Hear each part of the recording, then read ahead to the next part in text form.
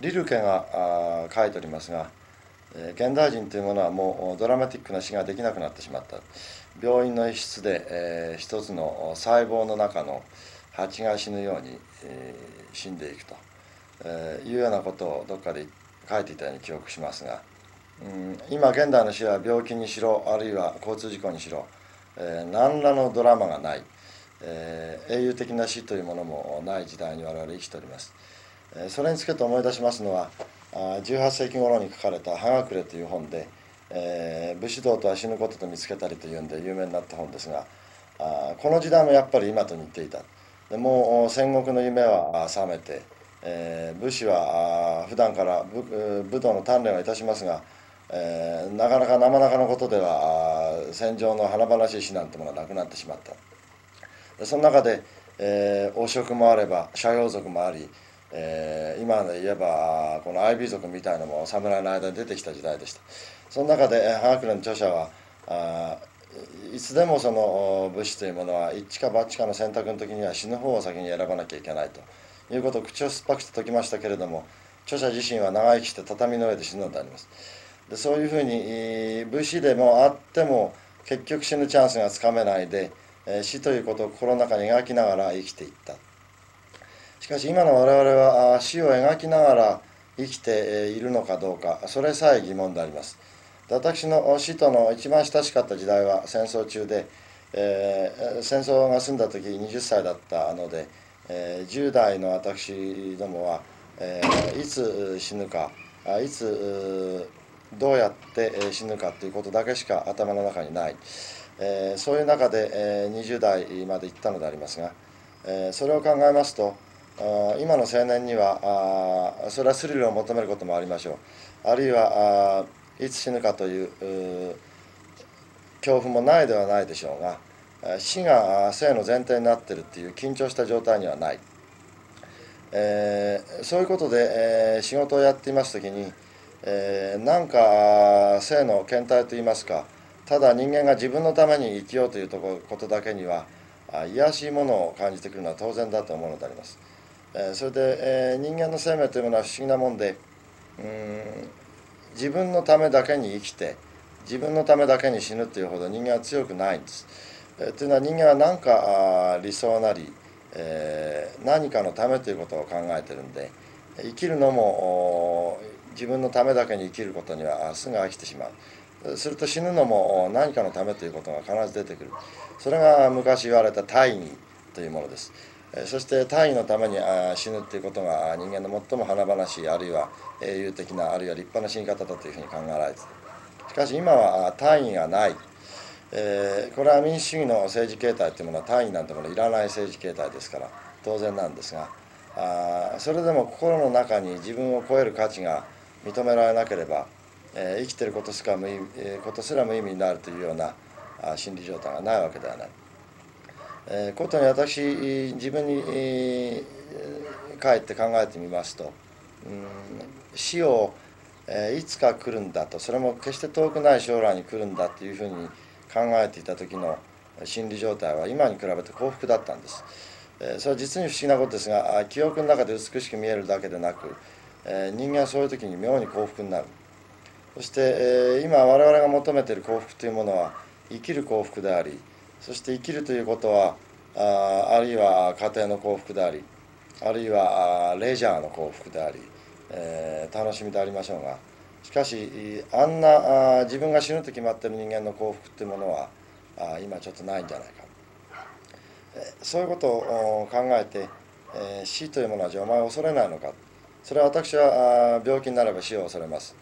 それからがんになるのも一番嫌で考えるのに恐ろしい。それだけになんか、もっと名誉のある、もっと何かのためになる死に方をしたいと思いながらも、結局葉隠れの著者のように生まれてきた時代が悪くて、一生そういうことを思い暮らしながら畳の上で死ぬことになるだろうと思います。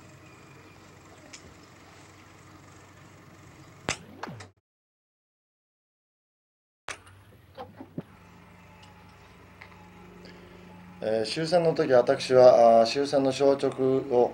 親戚のうちで聞きました。と申しますのは、東京都内から離れたところの、親戚のうちに私どもの家族が疎開をしていまして、そこへたまたま私が勤労動員で行っていた海軍の工場から帰っていたのですが、なぜ帰っていたかというと、ちょうどチブスらしい熱を出しまして、そして帰って、しばらく静養していた時期が当たっております。そして消息を聞くとすぐまた自分の職場へ帰って、後始末をしたのですが、終戦の消息自体については、私は不思議な感動を通り越したような空白感しかありませんでした。それは必ずしも予期されたものではありませんでしたが、今までの自分の生きてきた世界がこのままどこへ向かって変わっていくのか、それが不思議でたまらなかった。そして戦争が済んだら、あるいは戦争が負けたらこの世界が崩壊するはずであるのに、まだ周りの木が緑が濃い夏の光を浴びていることに、それは普通の家庭の中で見たのでありますから、周りに家族の顔もあり、周りに普通のちゃぶ台もあり、日常生活がある、それが実に不思議でならなかったのであります。それから間もなく神奈川県高座の海軍工廠、つまり勤労動員先へ帰りまして、友達といろいろ話し合った。当時はもう残っていた学生もわずかでありましたが、そこで目にした2つのことが非常に印象が深かった。一つは厚木航空隊その他からどんどん物